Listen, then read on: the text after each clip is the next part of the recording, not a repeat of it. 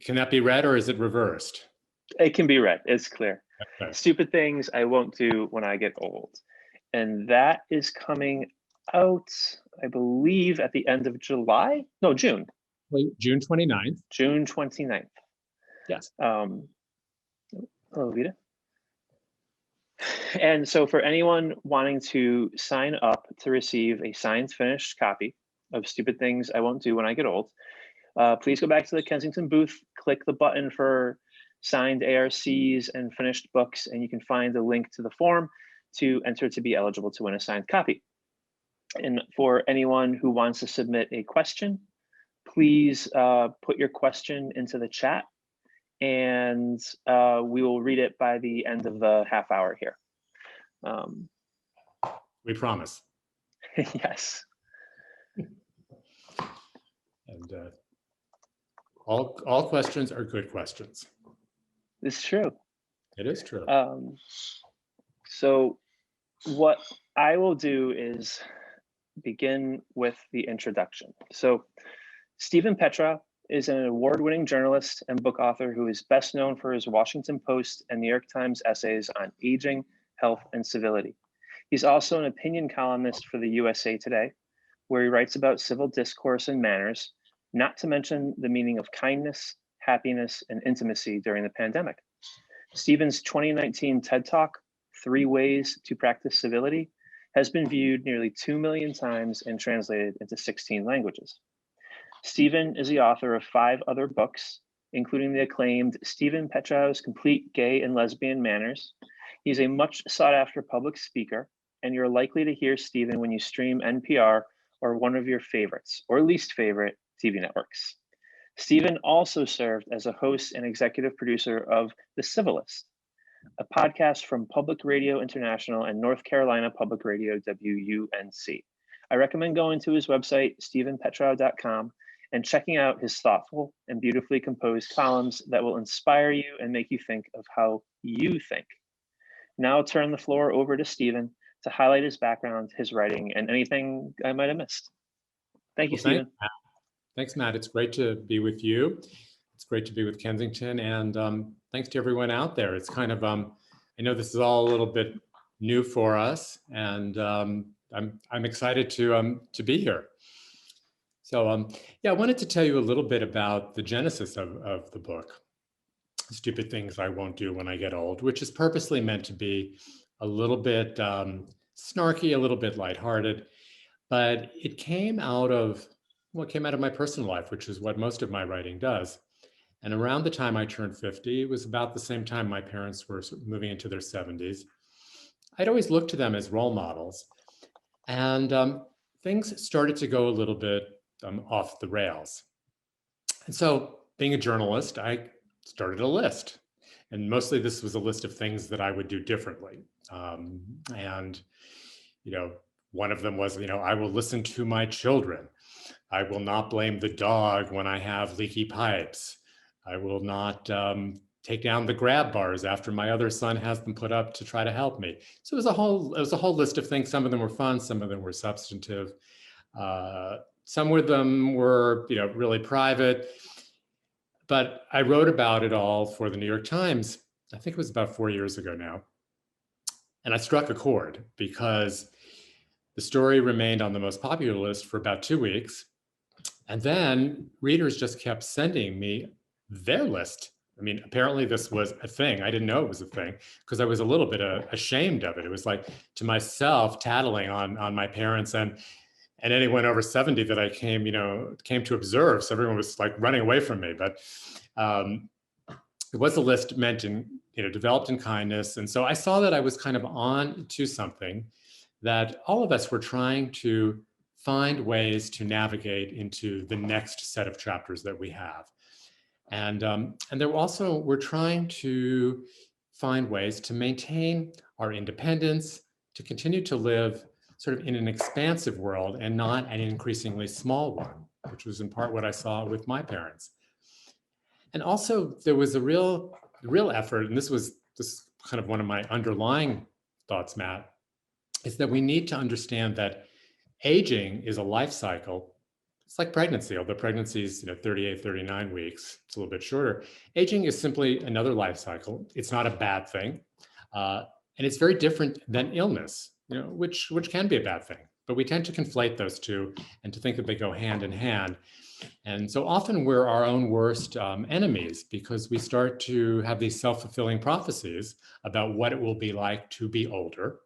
And that's the problem, because when you sort of imbibe these negative images, there's actually an impact on our lives. More illness, both physical and mental health issues, and less longevity. Our lives are shortened, and studies have shown by up to 8.5 years, and that thinking that getting older is bad is about equivalent as continuing to smoke.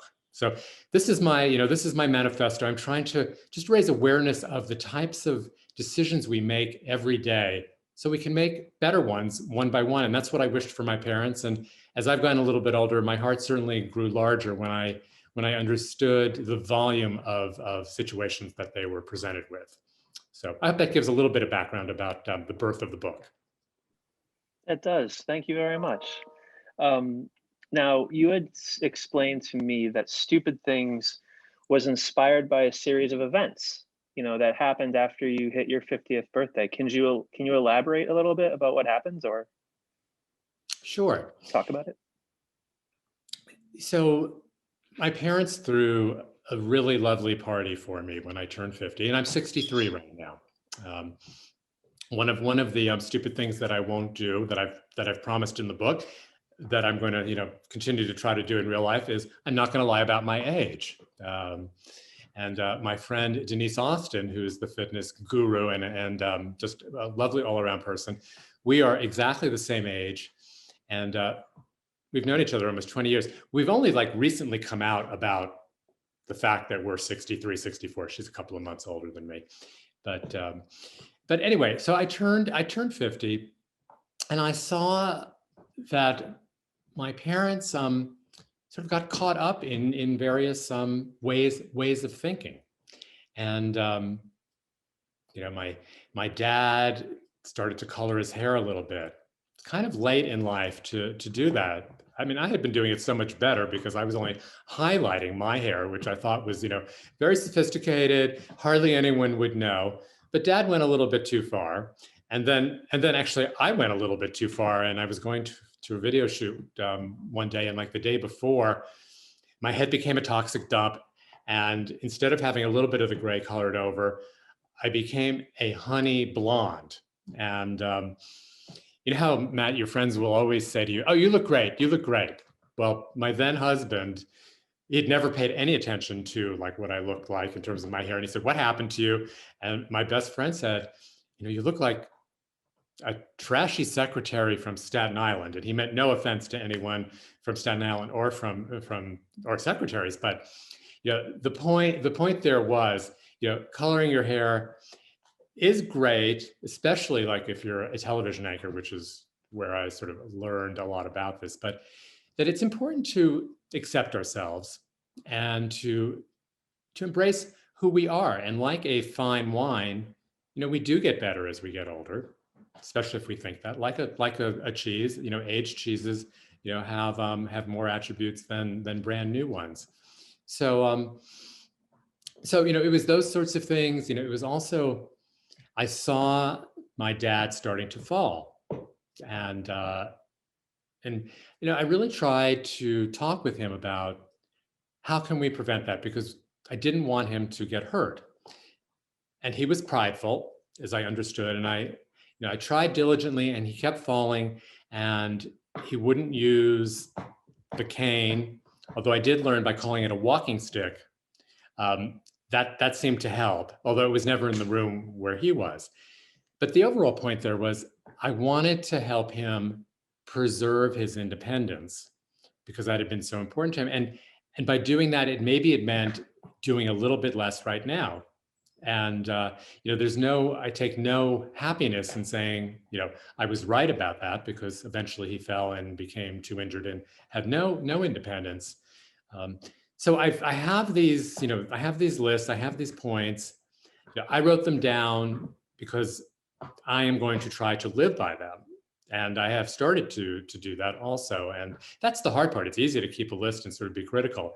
But when it's time to take care of yourself, and acknowledge that you're not the same person that you were in certain ways, certain physical ways,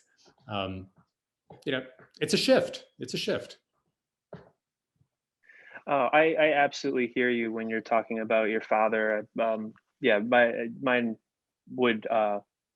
It took like a physical malady to convince him to change his life, and I can appreciate everything you just said. I'll just tell you one story. So, here I talked about, sort of making some changes, to preserve your independence. So recently, my next door neighbor, who's a little bit older than me, he decided to go cut a tree down by himself with a saw in the mountains, and the tree fell on him. And it was a serious situation. I'm not making light of that at all. But afterwards, he called me up and he said, I should have read your book first because that was really stupid. Yes. And then like 2 days later, I'm trying to reach a book that's on like the top part of my bookshelf. And I have one stocking foot on a chair and one on my desk, and I still can't reach it. And I'm like leaping up to get it. And I just say to myself, Stephen, this is stupid. You have a stepladder in the closet. It's time to like make that small adaptation. And so this book is really filled with dozens of small things that we can do that will add up in a sense to, I call it like retraining our brains about being older and embracing the good in it. That's fantastic. Now the book began, or it sprang from the essay that was published in the New York Times that was very popular. Can you talk about that essay a little bit and just what sort of reception it received? Yeah, it's so interesting, when you publish and you never know if anybody's going to read anything. It's like when you publish a book, what's going to happen. It's it's always an unknown. And I often write about political topics, and there I have a pretty good sense that people are going to read it, and half of them are going to hate me and half of them are going to love me, and they're going to be very expressive about that. But this was for the well section in the Times. And it just really seemed to resonate with people, both in terms of the metrics, hundreds of thousands of page views, which I'm not really supposed to say. It stayed on the most popular list, but the number of comments, the number of emails that I got, with divergent types of situations, they all became part of this book. I mean, that was a major part of my research because, I wanted to get out of my own life and my own family's life and have a broader scope that reflects, the many stages of being older and different kinds of diversity, ethnicity, race, so on and so forth. So the Times readers were really very helpful in giving me that basis. Thank you. Now, the book is broken down into 3 parts. Can you explain what those sections are and how you decided to structure it like that? Sure.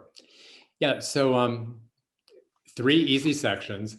The first is stupid things I won't do today. The second section is stupid things I won't do tomorrow. And then the third section is stupid things I won't do at quote unquote the end. And I think that's going to be like my next book, because my literary agent, I've been interested in writing more about death and dying, which this book is really not that much about. But he says, well, you should call that book The End. But that's another topic for another year. The way the first 2 sections are set up, and they're the bulk of the book. It's things you can think about and do now. That's the first part. And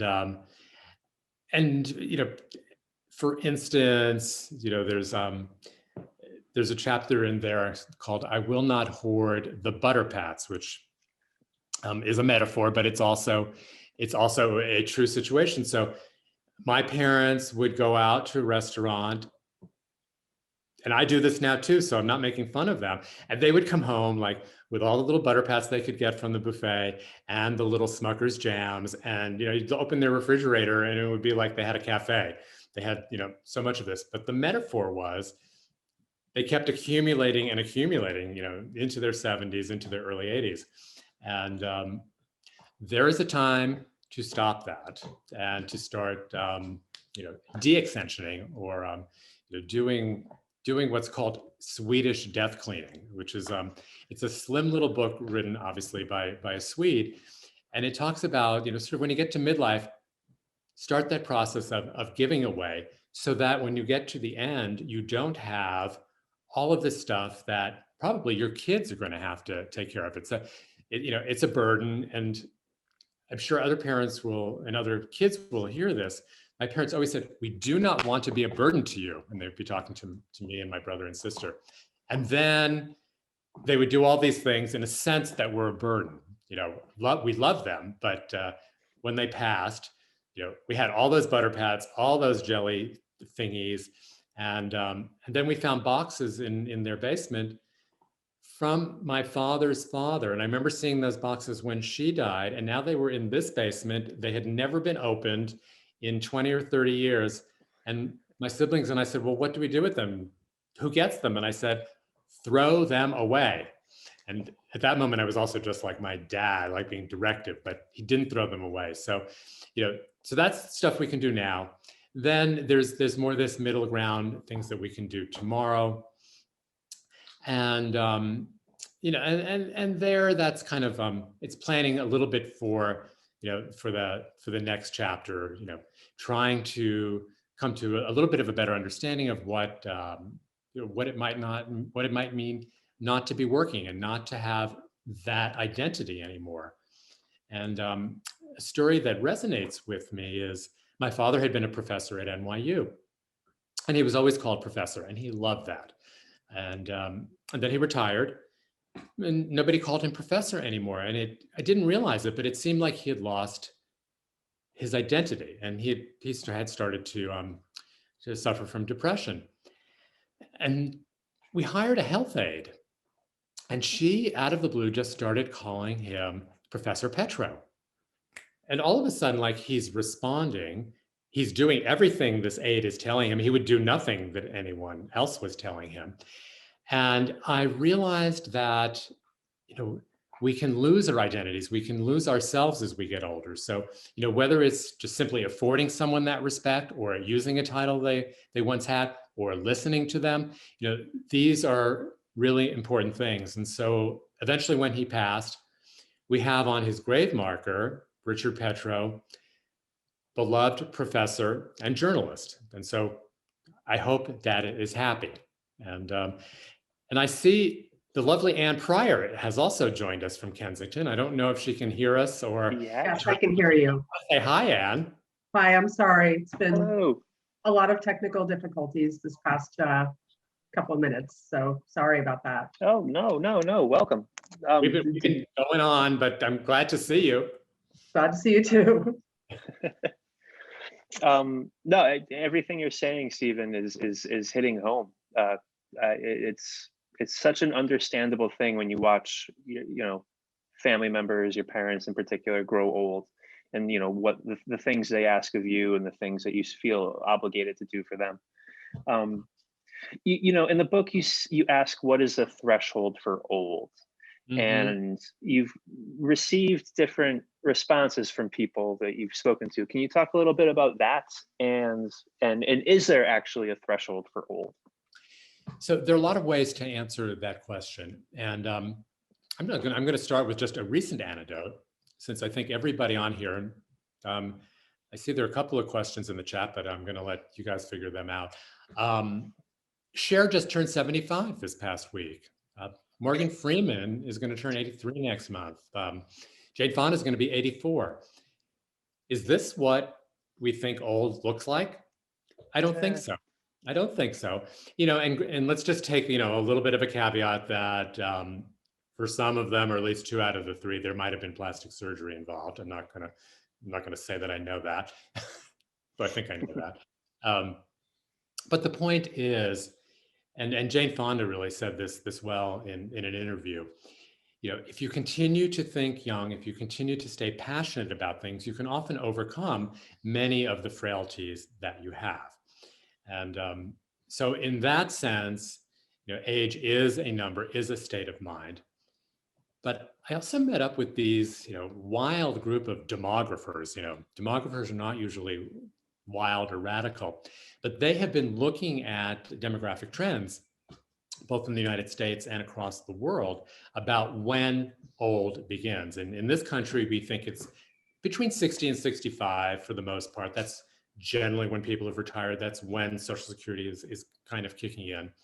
But that's an antiquated understanding, because when we had those numbers, people were usually dead in their 70s. We're not dead in our 70s anymore. We live much beyond that. So in this country, what's called the old age threshold is actually 73. So everybody out there, you're middle-aged until 72, 73. And this means Cher is just like 1 or 2 years on the other side of old. And I think we can give, you know, her an exception. But denial also plays a big part in this. And so when I was sort of asking my Facebook friends and followers, you know, when do you think old starts? They were always like, my age +4, never today, always tomorrow. So not me. And Matt, I'm going to say this is a joke because clearly you're younger than me. It's you. You're old. Oh, that's great. That's terrific. And you know, you mentioned these celebrities, and I mean, I'm not trying to identify celebrities specifically, but you know, we don't have like a consensus on more elderly role models.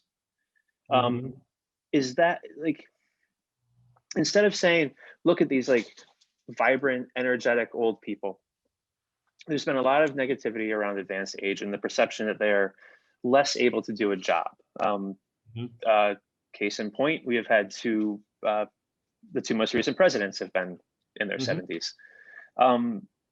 What is the power of a role model who is of advanced age? And you know, is there truly a lack of them, or is it just that we are not regarding them? Well, good question. And I just want to say to Vita, who's in the chat, who asked, so it's not a problem that I'm hoarding butter pads now and mini jams while I'm in my 40s, as long as I stop when I get to a certain age. Yes, Vita, that's fine. Of course, we don't always know when we're going to get to that age, but that's fine. And also, Vita, yeah, I went a little too far with covering my gray. I mean, that chapter in particular, it still makes me laugh because I went to such pains in the end to have it sort of hand painted back to a natural look, which was ridiculous. And I, you know, learned that lesson there. But Matt, in terms of role models, you know, I write for the AARP, so I don't want to be critical of them. But when I pick up that magazine and I look at the ads, and they want to encompass everybody 50 or 55 plus. It's a dire lifestyle. It looks like, you know, you have that big jitterbug phone. I mean, punch, punch, punch. You know, everything is for various kinds of specialized health insurance. So those are the associations we make. That's partly advertising. It's partly that, you know, this segment of the market is not seen as having the dollars to, you know, to spend, which is not true. You know, prior to the pandemic, you know, we traveled more, if not most, than, you know, many other generations. You know, we're buying technology. You know, we're very involved, but, you know, the sweet spot is younger. So, you know, so I do hope that, you know, this book will bring to the fore some of the role models that we have who are in numbers older, but who are living, you know, vibrant lives. And I was thinking, you know, Katie Couric is also my age. She's 64. Martha Stewart's going to be 80. They're all, you know, they're all still doing something that they love, and for them it's work. But I think for any of us, it's really finding that connection, and that connection will help us stay who we are and not become this older person. But there again, I need to just remind myself and everyone, being older is different than getting sick. And we have much less control over, what happens when, when illness comes, and that's a separate issue. Okay, we have a few more minutes, so I wanted to pull another question from the chat. Madison Scalera asked, I know you mentioned that the book has a somewhat snarky tone. Did you find that narrative voice came naturally as you wrote, or did it take trial and error to write with a satiric/comical tone? Madison, I love that question. So I also write a lot about manners and civility. And I am just glad that my first drafts of anything are never published, because I work out a lot of my feelings at my computer. So that being said, I had a lot of conflicting feelings about my parents, about the elder people, in my life. And I wanted to be, the guru that told them, well, do this, don't do that, and you'll be better. So yes, it is an inherent part of my voice. But I did find that the loving part of me was also, a big part of this. And I'll just tell two quick stories. I didn't know that my mother had dementia early on. And I was with her, and the phone rang, and it was for me. And I heard the person say, may I speak to Stephen? And I'm standing right next to my mom, and she said, Stephen's not here. I said, Mom, I'm right here. And I took the phone. And then I said afterwards, what happened? She didn't have any answer, and I did not know she had moved into dementia. And I was unhappy with myself because I had been a bit snarky and a bit harsh. And then several years later, when I had a bigger heart, when I had learned more, she had an incontinence problem that would have been otherwise, perhaps embarrassing for her, perhaps embarrassing for me, but it happened. And I simply, and she looked up at me and I said, Mom, let's just go to the bathroom and get cleaned up. And, so there I had learned more, but I had also experienced more, and felt a great deal more compassion for the ways that she wasn't able to control her body and her mind. And so the book kind of follows that arc also, from being a little bit critical or hypercritical to accepting, and then also wondering, Matt, my grandmother was stubborn and she fell, and that was bad. And my dad was stubborn and he fell, and that was bad. And now, I'm so much smarter. I don't know. Am I going to, with whatever mindfulness I'm trying to, create here, is it genetic? I'm worried. The genetic predisposition to doing whatever you want to do. Family, the family imprint. Well, a couple more questions. I love the part of the book that talk about aging as part of the LGBT plus community. How do you think that will change as the LGBT community has more visibility? Jackie, that's a great question. And let me just say, I am gay. And it's an issue on my mind and many of my contemporaries' minds, because we're a generation that survived AIDS. Many of our brothers and sisters did not. So we don't have the same kind of intact family structures that we might have, that heterosexuals more often do. We also are more likely not to have kids, though many LGBT people do have kids these days, but mostly not. And some of us are estranged from our parental and other family members. So you're kind of going into this chapter without all of the resources that other folks have. And that's scary. That requires novel solutions. There's a wonderful organization called SAGE USA that deals with the problems of LGBTQ elders.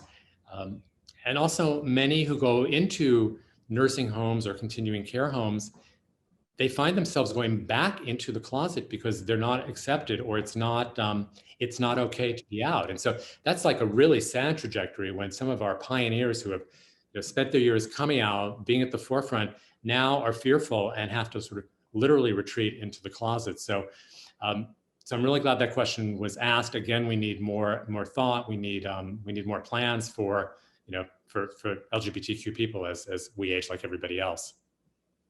That's a really wonderful and frightening answer, to be perfectly honest. And the last question, does one's cultural background, how does that relate to the conception of being old? And then the follow-up is there an age limit when it comes to clubbing and or raving? No, there's no age limit to clubbing or raving. I agree. As long as you hydrate and take care of yourself. And now that we have Uber, that's not a problem. So that's a really important question about cultural background, ethnicity, because one of the issues is that in mainstream American culture, older people tend to get isolated. They're not part of the family structure, however that is constituted. For a long time, I lived in San Francisco. My parents lived in New York. That's not an uncommon type of situation. There are cultural and ethnic groups where that happens less. And so you have a more intact unit that can support generations of people and interact and not really be frightened of some of the things that happen with illness or with age. And there to provide the kind of support. So there are definitely other communities that we can use as models to where we see this greater sense of connection and this greater sense of worth of our elders. And I think that, again, is what's so important to maintaining a good sense of self, no matter what age you are. And I'll just answer one last question because I know we're out of time here. It's a question I get asked a lot. Who is this book for? And, this book is really for two audiences. It's for this next set of folks who are 50 plus, who are wanting to help their parents in the best possible way they can, wanting to understand them, and also who want to prepare for themselves. And that they can focus on the first part of the book. And then the next subset of people is really their kids, because it's not going to be that long before their parents, also moved from 50 to 60 and so on. So, it's a multi-generation effort and trying to reach really two, if not three generations of folks as we prepare and plan. That's tremendous, Stephen, really. The book is wonderful, and I could talk to you about parents right now all day long. But your parents are still alive though, so I'm guessing, so be careful. Well, you'd be surprised. Okay, all right. Anne, is there anything that you wanted to add? I don't mean to dominate the interview. Oh, Anne, you're muted. Where are you? Anne wants to say, the name of the book is Stupid Things I Won't Do When I Get Old. It'll be published by Kensington on June 29th. Is that right, Anne? That will do. June 29th, it goes on sale. For anyone who wants to be eligible for a signed finished book, please go back to the Kensington booth, click the signed ARC finished book button, and you can find a form where you can sign up to become eligible to get one of Stephen's signed finished copies. Stephen, thank you so much. This was a wonderful chat. And thank you for everything.